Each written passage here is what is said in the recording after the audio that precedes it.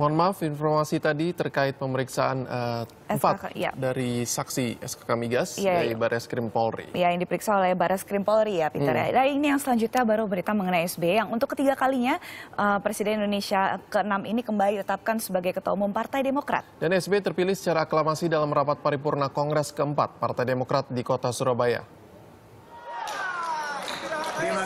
Setelah jalani sidang pemilihan umum selama 5 jam, Susilo Bambang Yudhoyono akhirnya secara aklamasi ditetapkan jadi Ketua Umum Partai Demokrat periode 2015-2020. Dalam rapat paripurna Kongres ke-4 Partai Demokrat di Hotel Shangri-La Selasa malam, 34 DPD Partai Demokrat memilih Presiden RI ke-6 ini kembali jadi Ketua Umum.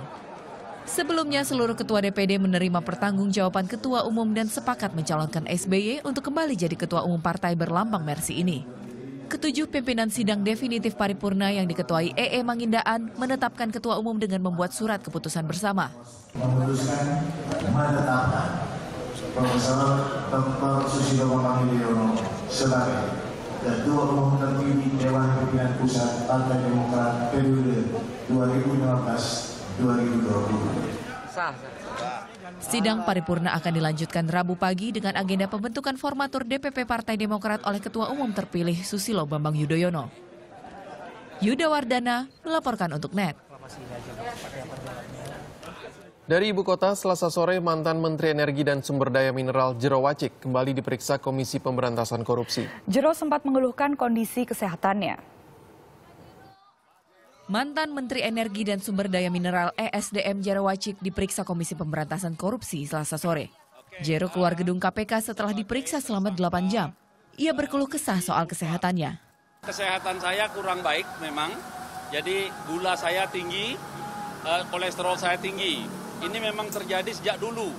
Jadi selama 10 tahun memang kolesterol saya tinggi dan gula saya tinggi. Tetapi namanya bekerja keras, saya lupain aja, saya tahan-tahan saja.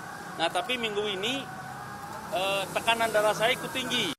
Sebelumnya saat diperiksa Selasa pekan lalu, Jero sampaikan permintaan tolong kepada Wakil Presiden Yusuf Kala dan Presiden RI ke-6 Susilo Bambang Yudhoyono.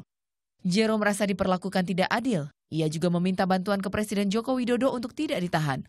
KPK tidak terpengaruh permintaan Jero dalam penanganan perkaranya. Saya kira penanganan perkara tidak ada pengaruhnya dengan permintaan dari Pak Jero Wacik ya. Jadi KPK menangani perkara tentu harus melihat dari sisi perkaranya itu. Jero Wacik menjadi tersangka KPK terkait 2 dugaan kasus korupsi. Dalam kasus Kementerian Kebudayaan dan Pariwisata, Jero diduga korupsi penggunaan dana operasional menteri. Kasus lainnya adalah dugaan pemerasan di Kementerian Energi dan Sumber Daya Mineral. Alfian Syafril melaporkan untuk NET.